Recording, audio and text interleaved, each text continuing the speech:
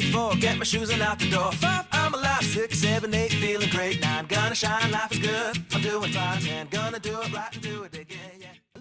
Hello and welcome to the EFM Health Club Podcast for another week. My name's Justin Waring and alongside me is Jason Jesusius. How are you, Jace? Good, thanks, Justin. How are you, mate? Good, thank you. We're missing our third, Wade Brady, who is on holidays, traveling the Riverina and the French Riverina, I think it is, rather than, southern New South Wales, Victoria. And I guess that's what happens when you're the two-time EFM franchise of the year. You fly off to France and Paris and live it up. So we're without Wade. He said he might try and log in today, but I highly doubt it. He's sipping champagne somewhere. So good on him. Hope you're enjoying yourself, Wade.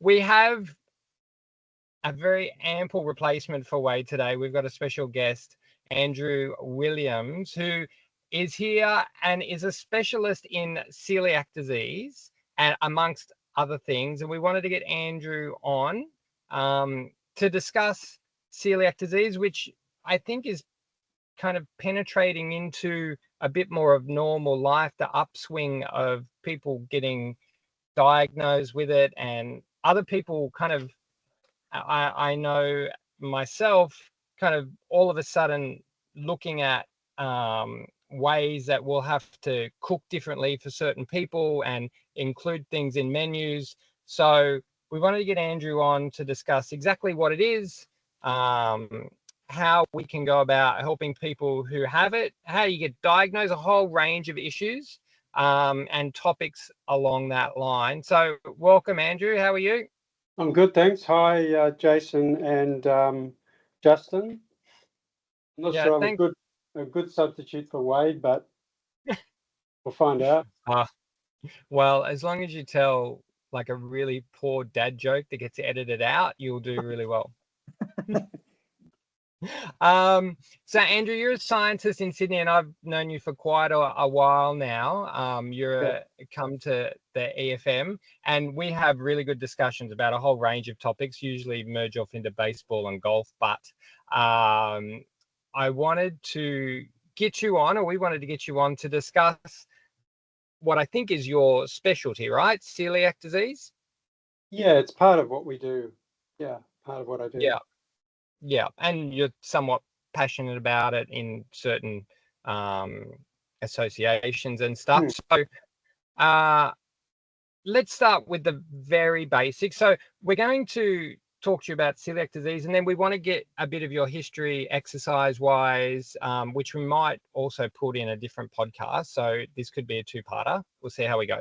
So celiac disease, can you give us the broad stroke? What is it? How does it affect people? So broadly speaking, celiac disease, it's an autoimmune disease, and it's caused by people who are genetically susceptible, who eat gluten. So gluten is found in three main grains. One is wheat, and there's barley and rye. But it's also, because it's found in those three things, it's also found in a lot of things you might find in the supermarket, sort of processed foods as well. So people with celiac disease really have to be careful about consuming things, products that have got gluten in them. Yeah. And so celiac disease it's basically an autoimmune disease. And the main cause of the ingestion of gluten in these people is to result in the flattening of the bowel. And by that, I mean, in the bowel, in the small intestine, we have these little finger-like projections. Think of them as little kind of hairs, although they're broader than that, projecting into the inside of the intestine. And these massively increase the surface area of the bowel, of the intestine. And so that means that with a very big surface area, you can, in people that don't have celiac disease, you're going to be absorbing lots of nutrients and water and things that you ingest. If you've got celiac disease, what happens is those villi disappear and you've got a very flat bowel. And so that means you're missing out on absorbing many of those nutrients and water as well, and resulting in a lot of different types of symptoms.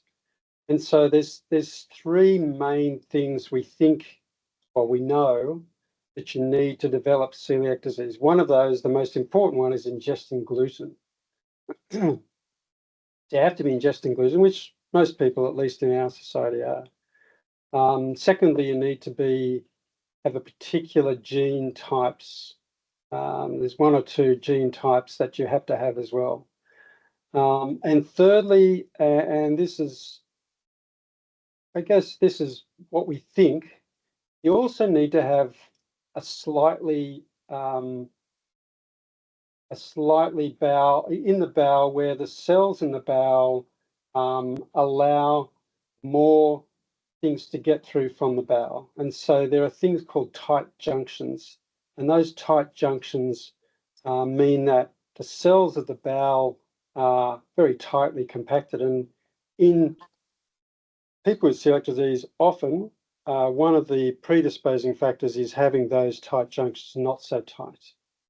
And so what happens is gluten, or actually gliadin, a protein called gliadin, gets absorbed through the bowel, and that's where the immune system encounters that. And people with a particular gene type will form antibodies and have an autoimmune reaction. And that complex sort of immune reaction, there's various types of substances and chemicals that result in the bowel, those villi being removed, and so flattening the bowel. And that means that you're not absorbing as much nutrients and water as you should otherwise be. Yeah. So it's not just a matter of, I think commonly we'd think, okay, so someone gets diagnosed with celiac disease, you eat gluten, you get an upset stomach, and that's about it. It becomes a bit more serious than that. Yeah, that's right. So in terms of, if you're talking about the presenting symptoms, there's a lot of them. And very broadly speaking, we know now, and this is from literature all around the world, and everything that I'm going to be telling you has been published in what we call a peer-reviewed journal. So that is a scientific journal where someone has written a paper, submitted to a journal, and it's sent out to experts who've looked at it and come back with comments, and then publish that article. And so at least there's some reasonably good scientific basis to that paper. And the more papers you see published on a particular subject, the more confident we can be that it's actually true. Now, I guess I'm saying that because in science we doubt things a lot. And so if you come up with a theory of something, you throw everything you can at it to disprove it. And that's because if you can disprove it, it means you can stop thinking about it and get rid of it and go on to something else. Yeah. And so in terms of the presenting symptoms, worldwide, about 50% of people will have those typical gastrointestinal symptoms, abdominal pain, bloating, diarrhea, sometimes vomiting, pain in the stomach, constipation as well. And about 50% will have what we call non-gastrointestinal symptoms. And those symptoms cover pretty much every part of the body. And I can go into some of those if you like. There's a lot of them. Some people will only present with one of those. Some people might present with a whole bunch. And then there's about 10 to 20% of people that present, or that have celiac disease, but don't have any apparent symptoms at all of the celiac disease, even though they've got it. Now, ultimately, long term, what we know is if you have celiac disease, and this is over about 45 to 50 years, if you have celiac disease that's untreated, you're about close to 4 times more likely to die than someone that doesn't. So your increased risk of mortality is about 4 times. And that's the ultimate sort of terrible thing that can happen if you've got untreated or undiagnosed celiac disease. But by what age would you say that is, So when I Andrew? say 45 years, that's based on a couple of studies. One of the main ones has been studied in the US. Mhm. And in the US, the US Army takes blood quite frequently on their soldiers and store it. Mhm. And so often what they do when they're looking at diseases, often autoimmune diseases, is people will go back and look at that stored blood, Mhm. test it, and Yep. then compare it to the results that were done 45 to 50 years ago, and Mhm. then look at what happened to those people that Mhm. were not diagnosed back then, and Mhm. those people there was an increased mortality, increased risk of about 4 times. Sure. And that's just one study, but that sort of 4 times figure has been around for a little while from other studies as well. Mhm. And so that's the ultimate. And in between, there's a whole lot of different types of symptoms that can affect your daily life. And really, if you're talking about getting celiac disease as a young child, probably the most significant ones there would be um, poor growth. So you don't grow as much. You find it difficult to put on weight most of the time. And as you get older, you can get into things like extreme tiredness, a lot of fatigue, just because you're not absorbing the nutrients, anemia, which is low iron in the blood. And as you grow older, things can happen in the adolescent period. There are reproductive disorders. There's liver disease. You can get low bone mineral density, and it sort of goes on from there. And as I said, there are a lot of different types of symptoms, which I can kind of go through if you want. Yeah. Well, it seems like it covers everything. Like, Yeah. kind of, we've spoken about this a fair bit, Andrew. Like, every time I hear you talk, I feel like I need to run out and get a test done, just in case. Not having any symptoms, and then understanding that you have it, and you've been, I guess, um, you know, I guess you're not experiencing the celiac disease, then, are you? You're just going through it until, the end comes and you go, oh, you had celiac disease. That's probably the reason, like your life expectancy was a bit shorter. Yeah. Yeah, that's Well, a little bit. So what percentage of the population do you think have it, so the, diagnosed and undiagnosed? yeah, so there's various figures quoted worldwide, probably about 1%, maybe a little bit more than that. In Australia, the oft-quoted figure is 1 in 70 people, which makes Yeah. it probably one of the most common autoimmune diseases. Mm. Um, People in Asia who don't have as many people with a particular gene will have less celiac disease. And in terms of being diagnosed, somewhere between probably around 70 to 80% of people with the disease, and this is I'm talking worldwide here, probably are not diagnosed with the disease. So in other words, only the 20 to 30% of people with the disease are diagnosed. And those figures come from lots of different studies done, mostly in Europe and America, some in the subcontinent, some in Africa, and some in Australia. So, Andrew, you mentioned that the symptoms come out in many different forms, and there's a really long list. Yeah. Without going into that list, is part of the reason because people with celiac disease, when they take in gluten, that causes an inflammatory response, which inflammation I think broadly speaking, can come out in so many different ways. It can come out in your joints, it can come out in your organs, it can come out in your muscles. Am I on the right track with that? Is that what leads to so many different avenues of symptoms, or what's is there a reason behind there being such a broad range of symptoms, I guess, is my question. I guess it's interesting because for some of those symptoms that you talk about, we can say, yes, it's due to nutrient deficiencies. Mm-hmm. And by nutrients, we're talking about all sorts of things. And if you look at it at the nutrients that you have in your body in very small amounts anyway, Mm-hmm. you also have things like selenium or zinc or manganese or magnesium. They're also low. And so a lot of those little sort of nutrient deficiencies can lead to the symptoms that we're talking about. And so some of the symptoms, yes, you can say, look, that's due to a nutrient deficiency, but some of them we really don't know. For example, one I didn't mention before was liver disease.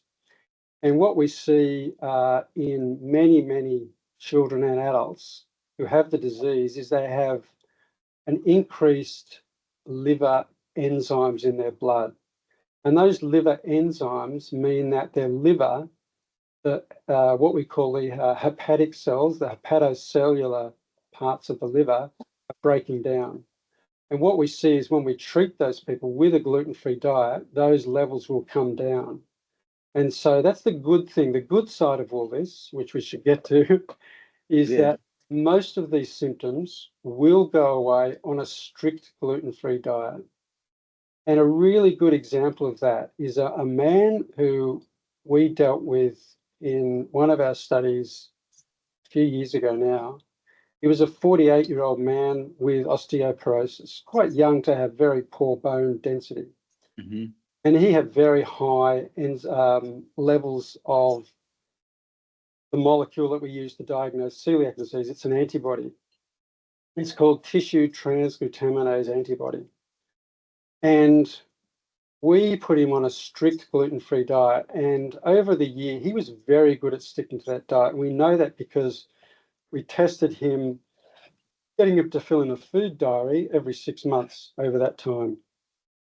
And his bone mineral density over that time improved to normal over that period. His iron levels went up, his vitamin D levels went up, his symptoms, he had joint pain, which improved, and the level of antibody in his blood that we used to diagnose that can be used in some ways to monitor how well people are going. And those levels came right down as well. And so this is a 48-year-old man who's had celiac disease probably for most of his life, which led to his osteoporosis. Suddenly has gotten apparently all of his symptoms have improved. And his liver enzymes, which I may not have mentioned, also came down as well. Oh, and his BMI, sorry, this is going back a while. His BMI improved too. He started out with a BMI of around 20, and it was up around 21, 21.5 at the end of the 12 months. So he was putting on weight as well. Yeah. So that was really good indications. And in the literature, this is a common finding, is that when people do stick to a strict gluten-free diet, most of their symptoms can improve. Yeah. And so when you say strict, that, what if avoid gluten and a lot of products in the supermarket, when you start turning them around, have some gluten or traces of gluten. When we say strict, that's absolutely none. If you do kind of accidentally have it, do you get a response straight away in small amounts, or it depends on the person? It does very much depend on the person. Some people seem to be very sensitive, and so I know people like to have separate toasters in their house, for example, just in case the crumb one. But others, not so much. doesn't appear to be as severe. There seems to be a range of severity of symptoms when they are exposed to certain amounts of gluten. So each country seems to have a certain amount, I think it's parts per million, of gluten in a product before they're allowed to call it gluten-free. Sure. Yeah. So talking about those symptoms, there are some conditions where you have a dramatically increased risk of having celiac disease. And those are things like if you have a family history, if you have an IgA deficiency, which is about 1 in 600 people have got, if you have Down syndrome, if you have type 1 diabetes mellitus or another similar autoimmune disease. So sometimes people with celiac disease will have more than one autoimmune disease. So we have people who've got celiac disease, hypothyroidism, and type 1 diabetes, for example. Yeah. Like and that's in the literature. Yeah. In the scientific literature. And is that one bleeding into the next? Is that Not I'm not sure what you mean, Jason. So if I go back one step, I guess what I'm trying to say, if someone's got celiac disease, let's say undiagnosed, and they're consuming gluten throughout their life, and they get to their mid-40s, and all of a sudden an effect of going undiagnosed and continuing to have gluten is that's contributed to their picking up type 1 diabetes, for instance. It's a good question. I'm not sure if it depends on the gluten exposure or if you're diagnosed and on a diet, you've still got the same risk. I think you've still got the same risk, regardless of whether you're diagnosed or not. Mm-hmm. So it's recommended in the international guidelines that if you do have, say, type 1 diabetes mellitus or celiac disease, you should be regularly screened for these other conditions as well. Sure. Yeah. I guess changing tacks a little bit into, I guess, the more social aspect of this. So, actually, one more question I want to ask is: some people have a wheat intolerance. Is that on the spectrum? I guess, is there a spectrum of celiac disease? Either you have it or you don't. Is wheat intolerance and like allergies in a similar ballpark? Look, allergies not, but there are some people, and there's been a lot of kind of discussion again in the scientific literature about this over the last few years. Some people have what they call non-celiac gluten allergy, gluten, susceptibility to gluten. Yeah. And there's a little bit of debate in the literature about whether this is something that's that can be, proven or not. But certainly, gluten seems to be a very interesting protein, because there's one study that's been done, and again, coming back to talking about science. So this is everything I'm telling you is backed up in the scientific literature. And one thing that sometimes people do is that they look at a whole lot of different studies around a particular subject, and they call this a review. Mm-hmm. Right? And so what they do is they look at all these different types of studies over a long period of time and look at the results, and based on certain criteria that have been developed by international bodies, scientists have got together and decided what makes a good study. They might throw out a lot of these studies based on they think it's biased or whatever. And the point I'm coming to is that one of these studies was done looking at studies that had been done. There's about 80 different studies. Might have been about 60 to 80 different studies. I can't quite remember. Looking at people without celiac disease but they have an autoimmune disease, but they're on a gluten-free diet. And what they found was that 60% of those people, over all those different studies, found that their symptoms improved on a gluten-free diet, even though they did not have celiac disease. Mm. And so I guess I'm saying that, coming back to Justin's question about, the sort of the link between allergy and autoimmunity. And so that makes you kind of think, okay, there's a lot that we probably don't know about this. Yeah. And so that was published about 3 years ago. And, every week there'd be about 20 to 30 articles on celiac disease that are published. So sometimes it's hard to keep on top of all that. Yeah. So, I mean, I know, so my wife is now on a gluten-free diet, has been for a couple of years.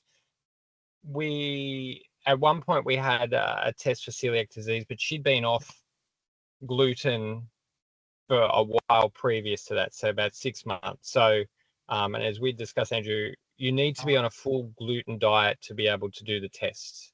That's correct, right? So to show up whether, I guess, the impact of gluten is on the body. If you're not having it, well, there's no, I guess, markers for that. She's also allergic to shellfish, which everyone is really, really respectful of when we go for dinner and things like that. What I found is gluten, not so much. I think if people, and I don't know if I'm right here, I just want to have a discussion about it. When people say that they have celiac disease or a gluten intolerance, either one, people tend to, I guess, address that with maybe more annoyance than, I guess, maybe the respect that it may deserve. So, well, I'm sure you can eat this piece of bread, just toughen up, have a piece of bread. No one has ever said to my wife, here, eat this oyster, we just toughen up, you're not allergic. Is that's something that is impacting on that community as a whole, I think? I think so. A little while ago, there has been some research in that area, and one of the things that came out was the social aspect of celiac disease. And as you say, it's not regarded as seriously as someone with, say, a seafood allergy or a peanut allergy. And I think that does affect people's social life, especially, obviously, the younger people. One thing I guess this sort of leads into is that one of the symptoms of celiac disease appears to be what we call these neuropsychiatric symptoms. And I guess the most common one of those would be headache. But there are a number of others, and some very big studies have been done looking at this and showing that people with celiac disease are more likely to have anxiety, depression. There seems to be an increased associated with autism spectrum disorder and ADHD. And we really don't know the basis of that. But I guess what it shows is that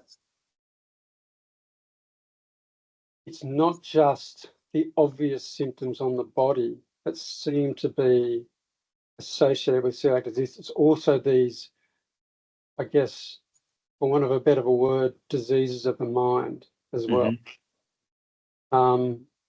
And again, those do seem to improve in most people on a strict gluten-free diet. Gluten-free diet. Right, so how do we, is getting tested, so if people listening now are going, oh God, maybe it's worthwhile, is getting tested difficult? What has to happen? So The best test that we've got at the moment for testing for celiac disease is called the tissue transglutaminase antibody. And that's in people who you need to have, I guess I was going to go into the types of tissue transglutaminase antibody, but I think let's just keep it simple. That's the test that most people will have if they've got celiac disease. It will be positive. And so we look at, in science, we tend to look at how sensitive or how specific these tests are. And let's just call that broadly accuracy. And so the tissue transglutaminase test is about 95% accurate, maybe a little bit more. And so it's a pretty good test. And so if you're eating gluten and you want to get tested for celiac disease, you would ask, obviously, GP. I'm not a doctor. I can't advise anyone about whether to about clinical symptoms or whatever. I can't advise anyone. I can only tell you what I would do. Yeah. I would ask for a celiac blood test. And in Australia, that's on the medical benefit scheme. I don't know about other countries, but it's a fairly good, straightforward test. That will be accurate in most people, whether they're positive, whether they've got the disease or not. Yeah. That makes sense. So it'll be negative in 95% of people that don't have the disease and positive in about 95% of people that have got the disease. Yeah. Yeah. And that can be just done with normal other blood tests. If you're having blood tests for something, just tack it on to the end. Yes. Yeah. Yeah. Seems easy enough and probably worthwhile. Yeah. Yeah. So a slight sidestep, explain for the listeners, and I guess for us as well. So gluten for someone with celiac disease obviously does cause a lot of harm. What is the benefit of gluten in our diet in the first place, and what's the reason for someone to keep it in their diet if they're not? Does that make sense? It does make sense, and that's a really good question. It's something I've never thought of before. Jace, look at that. I actually don't know. There are certain amino acids in gluten. We need amino acids to build bones, etc. Yes. But if you're saying, could you survive quite well on a gluten-free diet? I think, based on what we know, again, in the scientific and medical literature, I think that's probably true. Mm-hmm. Probably don't necessarily need gluten. Yeah. Gluten tends to, look, maybe I'm wrong, maybe this is going back a while, but gluten-free food used to be quite not that nice. Much better now. Yeah. Yeah. Yeah. And unfortunately, it's not as widely available. Mm-hmm. The variety in gluten-free foods is not as great. Mm-hmm. And in Australia, this is Australia we're talking about, it's more expensive. Yeah. Yeah. And so coming back, Jason, when you said it's something you can just tack onto a blood test, that's true. But again, because I'm not a clinician, I would never advise people, oh, you should go and get a blood test for celiac disease. But having said that, there has been talk for some time now about more widespread population testing for people with celiac disease. And as recently as last year, the Italian Parliament passed a law where they decided that every single child that is aged 1 to 17 or 1 to 18, I think it is, will get tested for two things. One is celiac disease and the other is type 1 diabetes mellitus. And the reason they chose those two is because those two are relatively common autoimmune disease. And again, from the scientific literature, it seems to be that they're becoming more common. And overall, it seems to be that there is an increase in autoimmune diseases, and allergy and immunodeficiency. Mm-hmm. just increasing, not just because there's more people, it is becoming more common. And so the reason the Italian Parliament decided to do that is because those two diseases are not only common, relatively common autoimmune diseases, but again, it's difficult to diagnose people with those diseases just based on their symptoms. Yeah. So they Sure. decided we'll test everyone or every child for these. Yeah. And their rate of celiac disease, I think it's approximately the same as what we've got here. I'm not sure about type 1 diabetes. It's probably about the same as well. And it's probably the same in most countries in the world. Most countries that have a Caucasian dominance. Yeah. That's So Europe, fascinating. sorry, Australia. That's fascinating. It's fascinating that they're going to that length with the testing because, well, you're going to get a great data set out of that. Yeah, exactly. Yeah. So there's a lot of people, a lot of countries are looking at this and with great interest because the rates of celiac disease in Northern Europe seem to be, at least in parts of Northern Europe, seem to be even higher than those in Italy. Mm-hmm. Yeah. Yeah. So, if people are like want more information on celiac disease, they need you know, something to follow on. What should they do? Where should they go from here, Andrew? Well, I guess just what I would do. Yeah. I'm not advising people what they should do, with their medical. I would go to each country, or most countries have got a body that represents people with celiac disease. Here it's called Coeliac Australia. There's one in Britain, there's one in America. Sure, there's lots in Europe, in each country. And even using the internet, you can even go to some other countries. And there's a whole lot of advice. For instance, here, if you put into Google Coeliac Australia, in Britain, it might be Coeliac UK.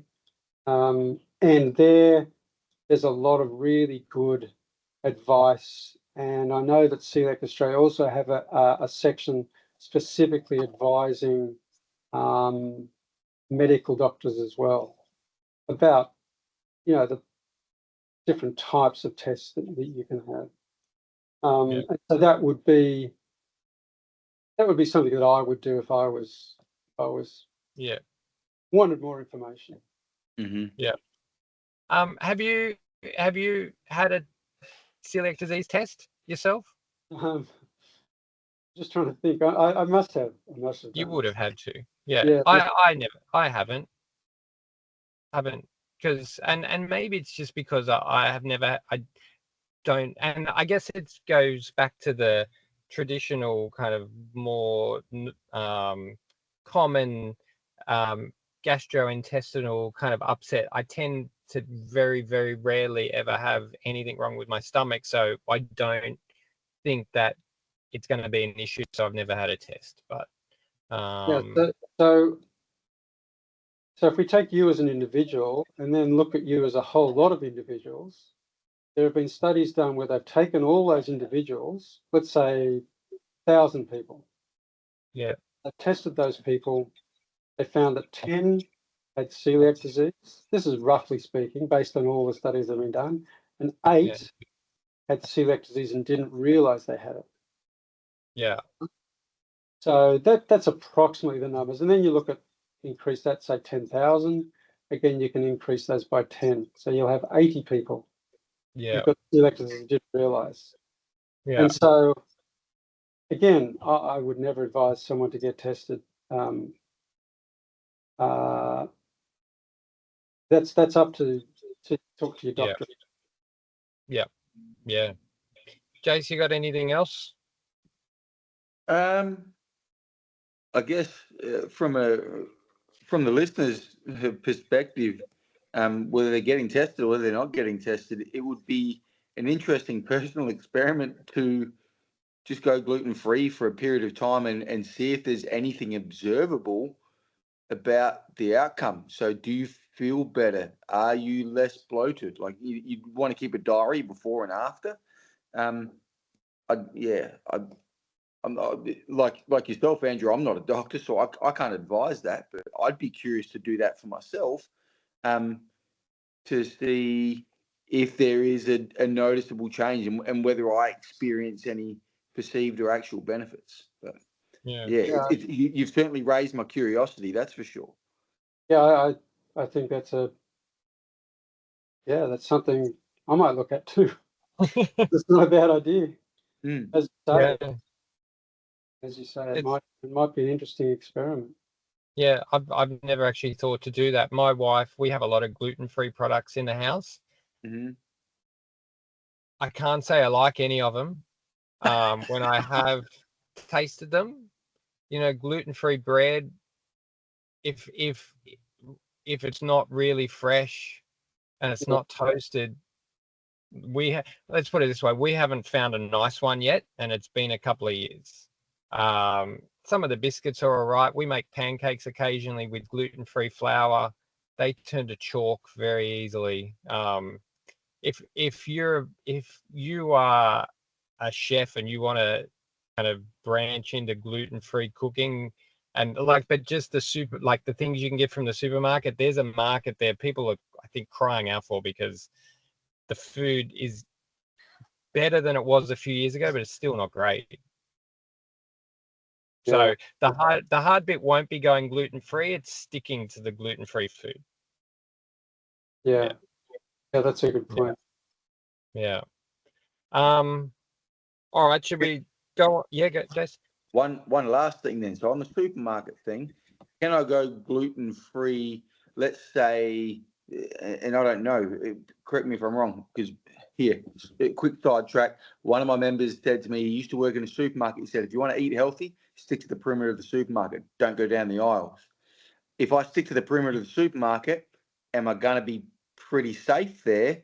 And can I get a wholesome diet? Well, I think the answer is yes, but there isn't that restrictive. Like, if I go down a Mediterranean diet, or is there a particular diet that's already pretty much gluten free as it is? Yeah, well, I think you're right, because if you're talking about the edges of the supermarket, that's fruit and veg. So I think that's all gluten free. I think, if it hasn't been processed. Mhm. Meat, again, without sauces and extra things on it, that's gluten free. So I guess we're talking mostly about carbohydrates and maybe other things that have processed that have got gluten in them. Sure, But sure. certainly, if you just had the old meat and three veg, you'd probably be pretty safe. Yeah, You know, interesting. yeah, it is interesting. Sorry, this could go on for hours. So I'll stop my questions there. I've Yeah. got 1,000 more. So Okay, that will do us for another week. Thank you, Andrew. Really, really interesting stuff. We'll get you back again next week, I think, to go through your fitness journey. There's some interesting elements to what you've been doing over the last at least 5 to 6 years in terms of weight loss, different types of training methods. So can't wait to do that again. Thank you, Jason, for another week. Hope, Wade, you're enjoying yourself on holidays. Follow us on the EFM Health Club Podcast Instagram page. Follow Jason at EFM Mawson Lakes, Wade at EFM McGill, and myself at EFM Westmead. That'll do us for another week. Catch you soon.